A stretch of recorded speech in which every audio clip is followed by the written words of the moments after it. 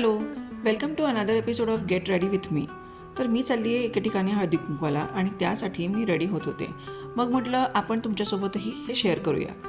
मग आता सगळ्यात अगोदर स्किन प्रिपरेशन करून घेतलं, छान मॉइश्चरायझर लावून घेतलं. हे खूप जास्त वॉटर बेस्ड आहे, त्याच्यामुळे एकदम हायड्रेटिंग आहे आणि माझी स्किन तर कायम तयारच असते हायड्रेशनसाठी. सो मी भरपूर असं मॉइश्चरायझर लावून घेतलं आणि माझी स्किन छान प्रेप करून घेतली. आता मी हे इनसाईडचं प्रोडक्ट यूज करते. यामध्ये जे ऑरेंजचं कलर करेक्टर आहे ते सगळ्यात अगोदर मी अप्लाय करून घेतलं. त्यामध्ये आपल्याला खूप सारे ऑप्शन्स येतात. कलर करेक्टर आहे, कन्सिलर्सचे खूप सारे शेड्स आहेत त्याच्यामध्ये. सो हे नक्कीच मस्ट बाय प्रोडक्ट आहे. मग यामध्ये माझ्या स्किन टोननुसार मी पहिले ऑरेंज, जसं मी सांगितलं तसं कलर करेक्टर यूज करून एक बेस तयार करण्याचा प्रयत्न केला. त्यानंतर अंडर आईज कवर करण्याचा प्रयत्न करते मी. आणि आता इथे थोडंसं डार्क शेड यूज करून माझ्या चेहऱ्यावरती जे काही डार्क स्पॉट्स आहेत किंवा जे काही पॅचेस असतात आपण ते क्लिअर करण्याचा प्रयत्न करतो.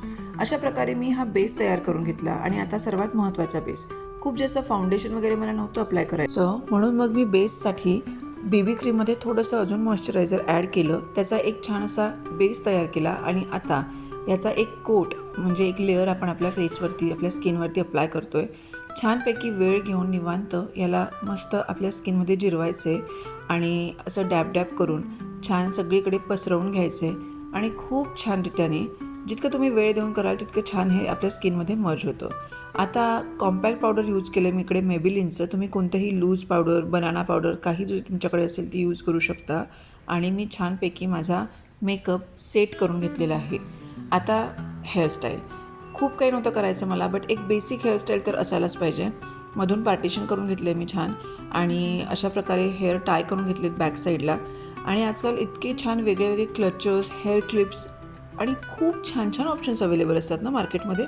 सो ते नक्की तुम्ही खरेदी करा, कारण अशा सणासुदीच्या कार्यक्रमांमध्ये किंवा अशा छोट्या छोट्या गॅदरिंग्समध्ये फंक्शनसाठी खूप युजफुल ठरतात. तर मी हे छान बटरफ्लायचं क्लिप मला लावून घेतलं होतं आणि माझी हेअरस्टाईल डन झाली होती. आणि हा आहे माझा फायनल लुक.